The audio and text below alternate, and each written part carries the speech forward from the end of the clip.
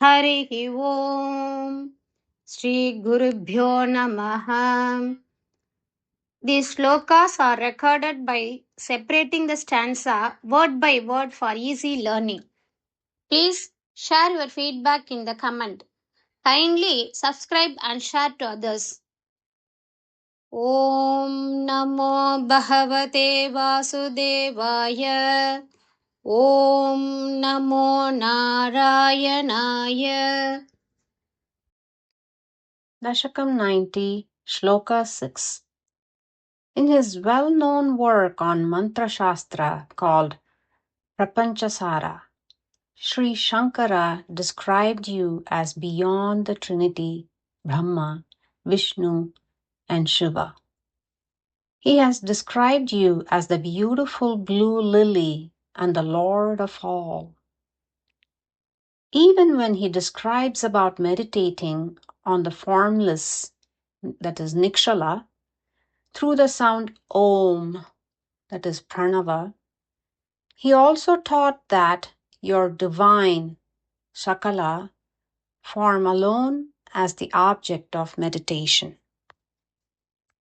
தசகம் 90 ஸ்லோகம் 6 எளிய அர்த்தம்.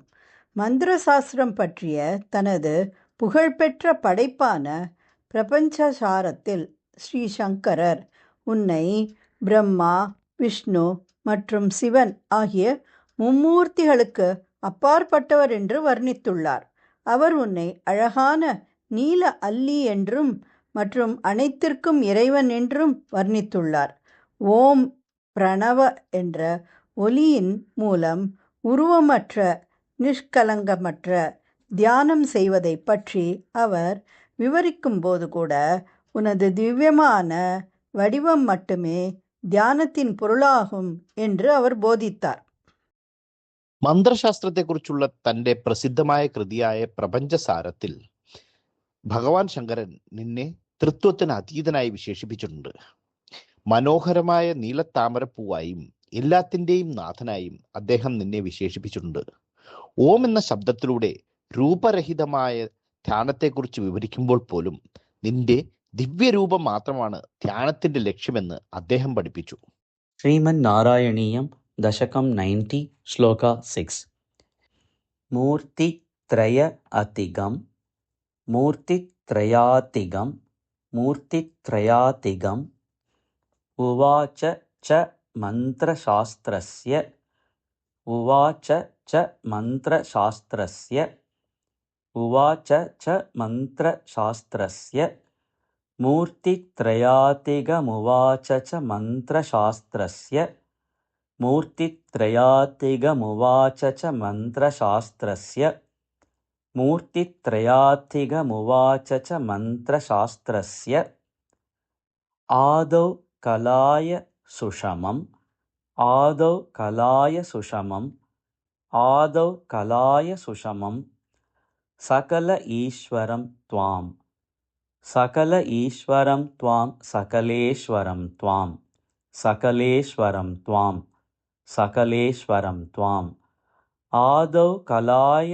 സുഷമം സകലേശ്വരം ത്വാം ആദൗ കലായ സുഷമം സകലേശ്വരം ത്വാം ആദൗ കലായ സുഷമം സകലേശ്വരം ത്വാം മൂർത്തിത്രയാതികമുവാച ച മന്ത്രശാസ്ത്രസ്യാദൗ കലായ സുഷമം സകലേശ്വരം ത്വാം മൂർത്തിത്രയാതികമുവാച ച മന്ത്രശാസ്ത്രസ്യാദൗ കലായ സുഷമം സകലേശ്വരം ത്വാം മൂർത്തിത്രയാതികമുവാച ച മന്ത്രശാസ്ത്രസ്യാദൗ കലായ സുഷമം സകലേശ്വരം ത്വാം ധ്യാനം ച നിഷ്കലം ധ്യാനം ച നിഷ്കലം ധ്യാനം ച നിഷ്കലം അസൗ പ്രണവേ ഖലു ഉക്ത്വാ അസൗ പ്രണവേ ഖലു ഉക്ത്വാ അസൗ പ്രണവേ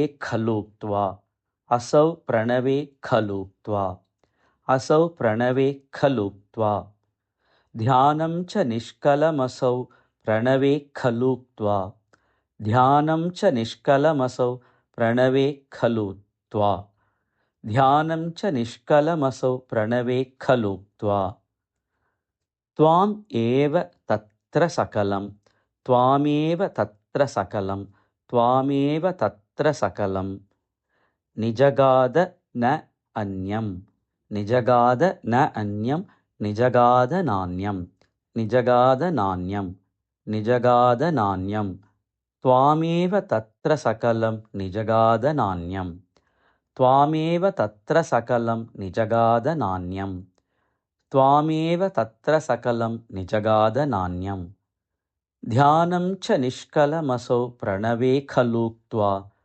त्वामेव तत्र सकलं निजगाद नान्यं ध्यानं च निष्कलमसौ प्रणवे खलुक्त्वा त्वामेव तत्र सकलं निजगाद नान्यं ध्यानं च निष्कलमसौ प्रणवे खलुक्त्वा त्वामेव तत्र सकलं निजगाद नान्यं मूर्तित्रयातिगमुवाच च मन्त्रशास्त्रस्यादौ कलाय सुषमं सकलेश्वरं त्वां ध्यानं च निष्कलमसौ प्रणवे खलुक्त्वा त्वामेव तत्र सकलं निजगाद नान्यं मूर्तित्रयातिगमुवाच च मन्त्रशास्त्रस्यादौ कलाय सुषमं सकलेश्वरं त्वां ध्यानं च निष्कलमसौ प्रणवे खलुक्त्वा त्वामेव तत्र सकलं निजगाद नान्यं मूर्तित्रयातिगमुवाच च मन्त्रशास्त्रस्यादौ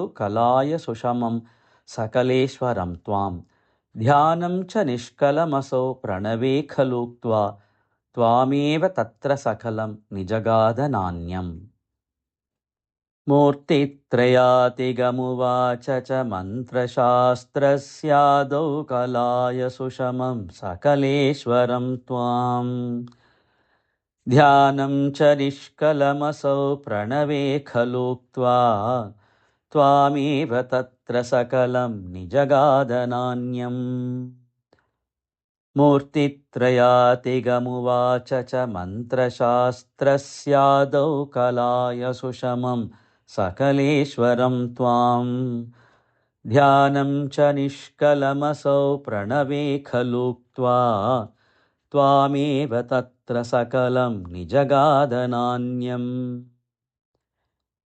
मूर्तित्रयातिगमुवाच च मन्त्रशास्त्रस्यादौ कलाय सुषमं सकलेश्वरं त्वां ध्यानं च निष्कलमसौ प्रणवे खलुक्त्वा त्वामेव तत्र सकलं निजगाद नान्यं